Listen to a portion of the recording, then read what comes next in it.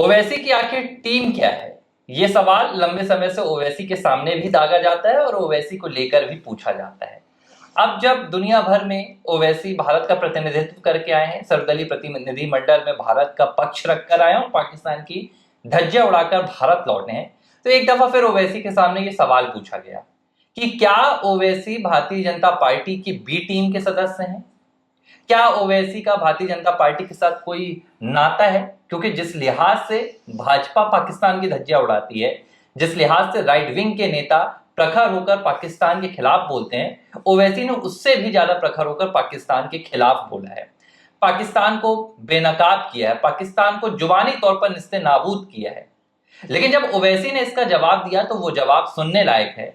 और आज भारत के तमाम प्रबुद्ध जन भी कह रहे हैं कि ओवैसी का ये जवाब अगर भारत के तमाम राजनीतिक दल और उनके नेताओं का जवाब बन जाएगा तो शायद देश की तस्वीर बदलने में देर नहीं लगेगी। विवेक जी, ये जवाब जो ओवैसी ने दिया है, पहले मैं आपको ये बता देता हूं, फिर हम आगे इस पर चर्चा करेंगे। ओवैसी ने कहा, मैं भाजपा की बी टीम का सदस्य नहीं हूं, बल्कि मैं भारत की टीम का सदस्य हूं।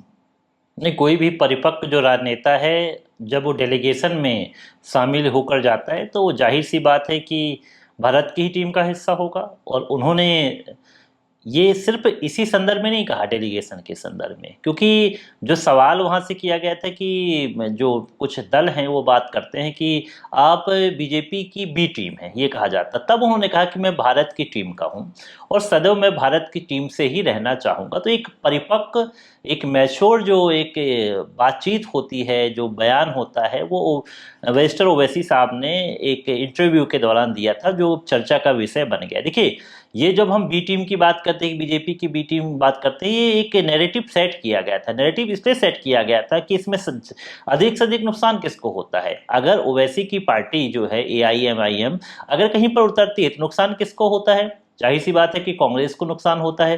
क्यों? क्योंकि जो वोट बैंक जो डाइवर्ट होता है वो वैसी में चला जाता है। तो जो कांग्रेस को मुस्लिम वोट बैंक मिलना था वो वोट बैंक नहीं मिलता। तो कई जगह ऐसी स्थिति आई है कि एआईएमआईएम जहां जहां खड़ी हुई है वहां पर कांग्रेस के जो कैंडिडेट थे उनको हार का सामना करना पड़ा। और जो प्रॉफिट जो हुआ इसमें कहीं ना कहीं बीजेपी को होता था। तो लंबे अरसे से ये बात की जाती है कि बीजेपी की जो बी टीम है वो ओवैसी है। लेकिन देखो, होता क्या है कि जाहिर सी बात है कि आपके वोट कट रहे हैं तो आप इस बात को बोल रहे हैं। लेकिन कभी ओवैसी की पार्टी इसलिए थोड़ी खड़ी होती है कि हम किसी को हराने के लिए या किसी को जिताने के लिए खड़े हो रहे हैं। चलिए, वो तो बात अलग है कि राजनीतिक बात है, उन पे आरोप लगे, ये तमाम चीज़ हैं। लेकिन जो आज बयान जो उनका आया कि भारत की टीम का मैं हिस्सा हूँ, ये बहुत ही काबिल तारीफ उनका बयान है। बयान ये बताने के लिए काफ़ी है कि जब हम कभी भी राष्ट्र की बात करते हैं तो राष्ट्र की टीम में ही होते हैं। उन्होंने ये भी कहा कि भाई, मैं समझ लीजिए कि मैं नरेंद्र मोदी को नहीं जानता हूँ, मैं तो ये समझता हूँ कि मैं भारत में हूँ। और जब मैं वहाँ पर गया था तो मेरा एक लक्ष्य था कि परिपक्वता के साथ पाकिस्तान की धज्जियां उड़ाना है। पहलगाम में जो घटना हुई, जो आतंकवाद पाकिस्तान हमारे भारत में आकर फैलाता है, उसको किस तरह से हम लोग ने खत्म किया और किस तरह से हमारी सेना ने काम किया और किस तरह से पाकिस्तान को अलग थलग करना है अन्य देशों से, अन्य देश से पाकिस्तान को समर्थन न कर सकें, खासकर उसको आतंकवादी देश घोषित कर दिया जाए, इसके लिए हम लोग प्रयास कर रहे हैं। उन्होंने ये भी कहा कि जितने भी डेलीगेशन में थे हम लोग जब कभी मीटिंग के पहले जाते थे, बिफोर आफ्टर मीटिंग के बाद चर्चा करते कि मीटिंग में क्या अच्छा रहा, क्या होना चाहिए। और हमारा ये लक्ष्य था कि पूरी तरह से रिप्रेजेंट इंडिया को किया जाए और इंडिया के लिए जितना बेहतर कर सकते हैं वो काम करें। तो वैसी का जो बयान था बेहद ही अच्छा था। और वो बार बार इस बात को बोलते हैं कि क्या लोग बोल रहे हैं, क्या नहीं बोल रहे हैं, मुझे इससे मतलब नहीं है, मैं तो अपने लक्ष्य की ओर चलता हूँ, जो मेरा लक्ष्य था उसके लिए मैं बात करता हूँ। और उन्होंने ये भी एक बयान में कहा कि हम लोग जब मतलब बचपन में थे, बच्चे थे, उस दौरान भी हम लोग पाकिस्तान के खिलाफ जो आज हम अब रुख रख रहे हैं वही रुख मेरा उस समय भी था। आप कभी एक इंटरव्यू वरिष्ठ पत्रकार ले रही थी, उनको उन्होंने कहा कि आप आइएगा कभी हैदराबाद, मैं अपने दोस्तों से मिलाऊंगा कि हमारी जो आज धारणा है ये आज पहली बार नहीं है, मैं बचपन से इसी तरह से धारणा को ले सकता हूँ और जब जब देश की बात आएगी तब तब मैं खड़ा हूँगा। और उन्होंने ये भी कहा कि मैं फक्र महसूस करता हूँ, गौरवान्वित महसूस करता हूँ कि मुझे इस टीम का हिस्सा बनाया गया। ये गौरव की बात है कि मुझे आज ये मौका मिला है। तो एक राजनेता को जब रिप्रेजेंट करने का मौका मिलता है, भारत की टीम का मौका करने को मिलता है, तो कोई भी भारत के ध्वज के साथ जब वो रिप्रेजेंट करता है तो गर्व की बात होती है। तो ओवैसी को गर्व है, और सिर्फ ओवैसी को नहीं, जितने भी डेलीगेशन में लोग गए थे उनको इस बात का गर्व है।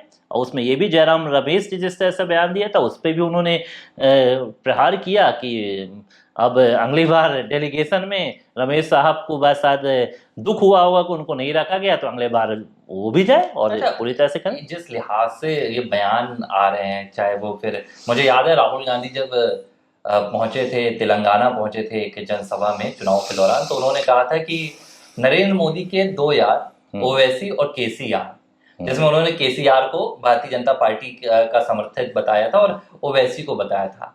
अगर आप ओवैसी को देखें, उनके बयानों को देखें, ओवैसी वैसे तो विपक्षी पार्टी के एक प्रखर नेता हैं जो नरेंद्र मोदी सरकार और भारतीय जनता पार्टी की सबसे ज्यादा खिलाफत करने में आगे रहते हैं। जितनी खिलाफत शायद मुझे लगता है कि कांग्रेस पार्टी और नरेंद्र मोदी की राहुल गांधी भी नहीं कर पाते हैं, उससे ज्यादा खिलाफत ओवैसी करते हैं।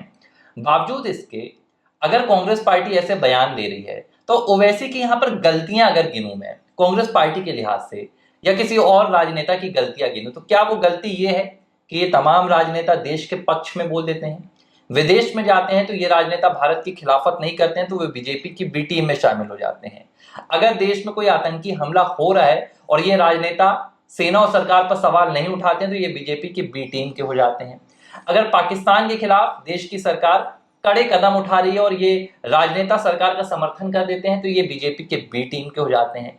तो क्या कांग्रेस पार्टी और राहुल गांधी का ये मानना है कि अगर आप देश के खिलाफ बोलोगे तो ही आपको माना जाएगा कि आप विपक्ष के नेता हैं, अगर आपने कहीं ना कहीं देश के समर्थन में बोल दिया तो आपको बीजेपी की बी टीम की संज्ञा दे दी जाएगी? नहीं, राहुल गांधी की बात आप करें तो राहुल गांधी में ये परिपक्वता नहीं आ पाई है कि एक राजनीतिक दल का विरोध आप करिए चलेगा, आप राजनीतिक दल को कहिए कि बीजेपी ने ऐसा किया, बीजेपी ने ऐसा किया, लेकिन भारत सरकार अगर किसी प्रकार देश हित में निर्णय लेती है, जैसे आपने पहले ये बात की कि पार्लियामेंट को बुलाना चाहिए, तो आपने कहा कि पवार साहब ने कहा कि नहीं नहीं इसकी ज़रूरत नहीं है, और हम देश की बात तो रक्षा नीतियों को कोई संसद में थोड़ी हम बात करेंगे कि सबको बताएंगे, तो उसको किनारे कर दिया गया। तो जब देश के खिलाफ बातें होती हैं तो उसके साथ तो कोई खड़ा होने वाला नहीं है। जाहिर सी बात, आपने केसीआर की बात की, ओवैसी की बात की, इनको बी टीम और बोला जाता है। तो देखिए, कोई भी जो राजनीतिक दल होता है कहीं पर भी चुनाव लड़ता है तो इसलिए वो चुनाव नहीं लड़ता कि किसी को नुकसान पहुंचाया जाए, उसका ये लक्ष्य रहता है कि हम जीत दर्ज करें। लेकिन क्या होता है कि किसी भी विधानसभा लोकसभा की परिस्थितियां ऐसी रहती हैं, वोट बैंक ऐसा रहता है कि वो पूरी तरह से उनको नहीं मिल पाता है, क्योंकि आप आज भी आप जानते हैं कि जो वोट होता है धर्म आधारित होता है, जाति आधारित होता है। शायद इसीलिए अब जातिगत जनगणना भी कराने की पूरी योजना है, प्रस्तावित है। अगर जिस हिसाब से बात की है भाई ओवैसी के संदर्भ में की जाती है, तो वही हाल तो दिल्ली में अगर देखा जाए तो कांग्रेस ने किया है। भाई कांग्रेस ने क्या किया दिल्ली में? आम आदमी पार्टी का भाजपा से मुकाबला था, कांग्रेस पार्टी भी उतर गई, जिसका नुकसान आम आदमी पार्टी को हुआ। भारतीय जनता पार्टी के तमाम सीटों पर आप देख लीजिए, अरविंद केजरीवाल की सीट थी। खैर इस पर हम चर्चा नहीं करेंगे, लेकिन जो हमारा चर्चा का विषय है, ओवैसी ने जिस लिहाज से जवाब दिया है और उनकी सराहना भी हो रही है, एक यहाँ पर एक सवाल निकल कर आता है कि अगर आप आंख बंद करके देखें और सिर्फ ओवैसी को सुने तो क्या वो तस्वीर भी निकलकर याद आती है जहन में जो इस देश के पूर्व प्रधानमंत्री और जिन्हें एक राष्ट्रवादी नेता के तौर पर पहचाना जाता था, श्रद्धेय अटल बिहारी वाजपेयी जी की वो लाइन याद आती है कि सरकारें आएंगी जाएंगी, राजनीतिक दल बनेंगे बिगड़ेंगे, लेकिन देश एक रहना चाहिए। आज जिस लिहाज से ओवैसी की बोली सुनाई दे रही है, क्या अगर आंख बंद कर सुना जाए तो ओवैसी में अटल बिहारी वाजपेयी वाली वो हुंकार सुनाई देगी? देखो, हम लोग टीवी भी देखते रहते हैं, आपको एक एड विज्ञापन याद होगा, कुछ अच्छा होता है तो दाग भी अच्छे हैं, शायद ऐसी लाइन थी, और वो एड लोगों ने देखा होगा, चर्चा में था। तो चलो दाग अच्छा है, अगर बी टीम अगर बोल दिया गया ओवैसी को, दिक्कत क्या तो है? दाग, भारतीय जनता पार्टी तो एक राष्ट्रवादी, ठीक है, वो दाग अच्छे भी हैं, वो दाग अच्छे हैं उस चीज को लेकर। तो अगर राष्ट्रवाद करने से, राष्ट्रवादी नेतृत्व करने से, राष्ट्रवादी विचारधारा को सामने लाने से अगर किसी को बी टीम का हिस्सा बोला जाए तो क्या बुराई है?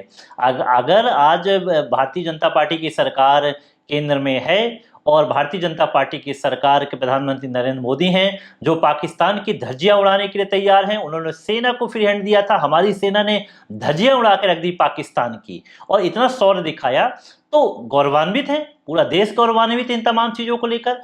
और इसी चीज, इसी सौर गाथा को देखिए। हम देखते हैं कि हम कभी कवियों की बात करते हैं, कुमार विश्वास की बात करते हैं, वो देश के सौर पर जब कविता बोलते हैं तो हमारा देश झूमने लगता है।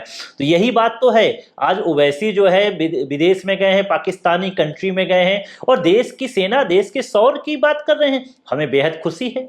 और कोई लोग कहता है कि भाई नहीं वो बी टीम का हिस्सा है, बीजेपी की टीम का हिस्सा है, तो ओवैसी के ऊपर ये दाग लगते हैं तो ये दाग ओवैसी के लिए बहुत अच्छे हैं, क्योंकि वो देश के पक्ष में बोल के आए हैं। जो जो देश के पक्ष में बोलेगा, बैरिस्टर ओवैसी जैसे नेता बोलेंगे, उनके साथ संपूर्ण देश की जनता खड़ी रहेगी, क्योंकि देश की जनता जो होती है वो हरदम सदैव देश के साथ होती है। तो ओवैसी जैसे नेता जिस तरह से रिप्रेजेंट कर रहे हैं, बोलने दीजिए बी टीम का हिस्सा है, कोई दिक्कत नहीं उनको, वो तो कह रहे हैं कि गौरवान्वित होते हैं इस चीजों पर। तो ये बहुत ही अच्छी बात है। मैं तो लगता हूं कि अगर बी टीम का हिस्सा बोल के अगर ये बात की जा रही है तो बहुत गौरव की बात होना चाहिए। हालांकि ओवैसी साहब ने कहा कि मैं भारत की टीम का हिस्सा हूं, तो भारत की टीम का हिस्सा है वो। अच्छा, एक चीज जो मैं चर्चा के यहाँ पर समापन की ओर में एक बात कहूंगा कि इस देश में सत्ता में रहते हुए देश के बहुत नेता रहे हैं जिनका नाम इतिहास में दर्ज हुआ है, जिनके फैसले इतिहास में दर्ज हुए हैं। आप 75 साल की देश की राजनीति में देखिए, चाहे वो अटल बिहारी वाजपेयी हो, नरेंद्र मोदी रहे हो, इससे पहले भी कई प्रधानमंत्री हुए सुषमा हैं। स्वराज की बात कीजिए, नेता विपक्ष में रही है। मैं लाल बहादुर प्रधानमंत्रियों की बात लाल कर रहे हैं आप। बहादुर शास्त्री की बात कर रहा हूँ, नेताओं की बात कर रहा हूँ।